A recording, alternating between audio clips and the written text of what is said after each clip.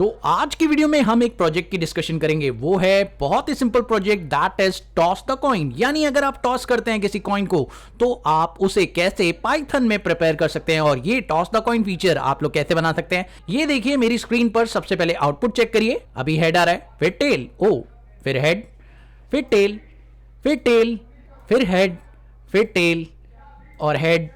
देख रहे हैं ना, रेंडमली आ रहा है ना। तो यानी कि यहां पर बहुत ही सिंपल कॉन्सेप्ट है। चलिए इसको सीखते हैं, बनाते हैं। कैसे बनाएंगे फटाफट से चेक करते हैं। तो दोस्तों सबसे पहले अगर इसे बनाना है तो सबसे पहला काम आपको क्या करना पड़ेगा, एक मॉड्यूल इंपोर्ट करना पड़ेगा जिसका नाम है रेंडम। अब रेंडम मॉड्यूल आपको इंपोर्ट क्यों करना है? बेसिकली रेंडम मॉड्यूल के अंदर बहुत सारे ऐसे फीचर्स दिए हुए हैं जो रेंडम चीजों को उठा लेते हैं। ओके, यानी हमें एक रेंडम फंक्शन यहां पर चाहिए जो रेंडमली वैल्यूज को पिकअप करेगा। ठीक है, तो चलिए बनाते हैं। अब आपने इंपोर्ट कर लिया रैंडम मॉड्यूल, तो रैंडम मॉड्यूल इंपोर्ट करने के बाद आप इसके फंक्शंस का यूज कर पाएंगे। तो अगर आप देखें तो यहां पर रैंडम के फंक्शंस कैसे एक्टिवेट होंगे, जैसे ही आप रैंडम लिखकर डॉट लगाते हैं तो आप देखिए रैंडम के बहुत सारे फंक्शंस आपके सामने एक्टिवेट हो जाते हैं, जिसमें आपको रैंडम इंट, रैंडम रेंज, काफी सारे फंक्शन देखने को मिल जाते हैं। मॉड्यूल को पहले इंपोर्ट कर लें तो उसके बहुत सारे फीचर एक्टिवेट हो सकते हैं और फिर आप काम कर सकते हैं। तो चलिए देखते हैं ये कैसे होगा। आप इंपोर्ट कर लिया आपने रैंडम मॉड्यूल, उसके बाद आपको क्या करना है, एक वेरिएबल लेना है। तो सबसे पहले मैंने यहां पर एक वेरिएबल लिया कॉइन साइड का। कॉइन साइड नाम से एक वेरिएबल लीजिए, क्योंकि आप कॉइन उछालने वाले हैं तो एक वेरिएबल चाहिए और वो वेरिएबल आप लोगों का रैंडम मॉड्यूल के फंक्शन से आएगा। ठीक है, रैंडम मॉड्यूल का कौन सा फंक्शन इसमें इस्तेमाल होगा?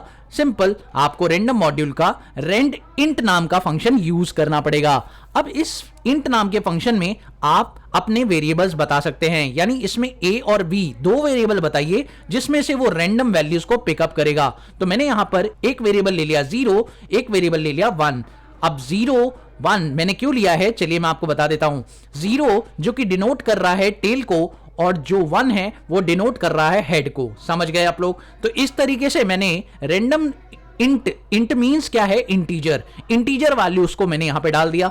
अब यहां पर 0 और 1 क्या फैसिलिटी देता है आप लोगों को कि आप कोई भी इंटीजर वैल्यू इसमें अपने आप पिकअप कर लीजिए, चाहे वो 0 होगी चाहे वो 1 होगी। कभी ये 0 पिकअप करेगा, कभी ये 1 पिकअप करेगा, क्योंकि ये रैंडम फंक्शन है ना, इसीलिए रैंडमली काम करता है। ठीक है, सिंपली इस पे लगाना है इफ कंडीशन, और इफ कंडीशन लगाने के बाद सबसे पहले आपको टेस्ट करना पड़ेगा कि अगर आपका कॉइन साइड का जो वैल्यू है वो बराबर हो जाता है 0 के। अगर ऐसा होता है तो आपको क्या करना है, तो आपको प्रिंट करवाना है।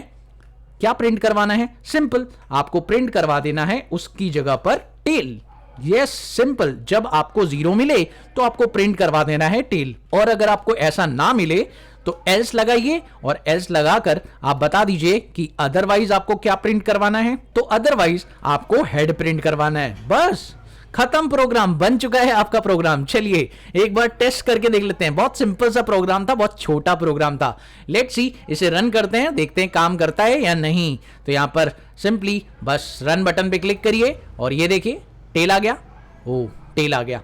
दोबारा रन करते हैं, हेड आ गया। दोबारा रन करते हैं, हेड आ रहा है। दोबारा रन करते हैं, फिर से हेड। दोबारा रन करते हैं, टेल आया, फिर से टेल। ओके, फिर हेड।